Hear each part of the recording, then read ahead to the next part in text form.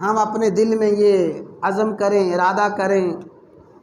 کہ بھئی یہ رمضان تو اللہ تعالیٰ نصیب فرما دے، میری زندگی کا آخری رمضان ہی ہے۔ میرے ابا جی چلے گئے، امی جان چلی گئی، بھائی چلے گئے، فلاں چلا گیا، فلاں چلا گیا، پچھلے رمضان میں تھے، میں نے اگلے رمضان میں کہاں ہونا ہے؟ یہ میری زندگی کا آخری رمضان ہے۔ اللہ تبارک و تعالیٰ کی بارگاہ میں سجدہ شکر بجا لائیں، دعائیں کریں، اللہم سلمنا لرمضان، یا اللہ تو ہمیں ماہ رمضان کے لیے سلامتی نصیب فرما، صحت عافیت عطا فرما ماہ رمضان کے لیے۔ دعائیں کرتے رہیں، انتہائی ذوق اور شوق، جذبہ اور ہمت اپنے اندر پیدا کر کے دعائیں کریں، اور جب کل سے اللہ تعالی ہمیں نصیب فرما دے، پھر یہی تصور رکھیں کہ یہ تو میری زندگی کا آخری رمضان ہے، پھر مجھے کہاں روزے نصیب ہونے ہیں، پھر مجھے کہاں تراویح نصیب ہونی ہے،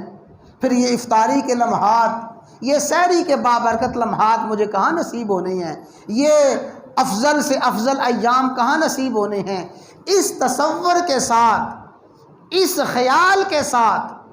جیسے فرمایا صلی صلاتم مودع، الوداعی نماز ہے، لوگوں میری زندگی کا الوداعی رمضان ہے، مجھے آئندہ رمضان نصیب نہیں ہونا، اس جذبے کے ساتھ، اس عزم کے ساتھ ہم رمضان کو شروع کریں تو پھر انشاءاللہ ثم انشاءاللہ اللہ تعالی ہمارے اندر ہمت ضرور پیدا فرما دیں گے۔ تو میرے بھائیوں،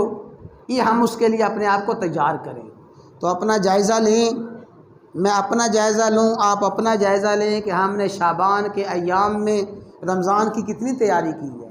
کتنے کو روزے رکھے ہیں، اپنا معمولات زندگی کو کتنا بدلنے کی ترتیب بنائی ہے، اپنے سفر کو، اپنی دیگر آمد کو اور دیگر ضروریات زندگی کو کتنا کم کرنے کی ترتیب بنائی ہے۔ جنہوں نے بھئی ماہ رمضان کے لیے تیاری کر لی ہے، مبارک ہو، اللہ نے رمضان کی ساری برکات ان کو نصیب فرما دی ہیں۔ اور بھئی اگر تیاری نہیں کر سکے تو ابھی بھی یہ لمحات ہیں، گھنٹے ہیں، ان میں اپنی تیاری کریں، روحانی تیاری کریں، عبادات کے لیے تیاری کریں۔ اصل عبادات کے لیے روحانی طور پہ اپنے آپ کو تیار کرنا، یہی ماہ رمضان کی تیاری ہے۔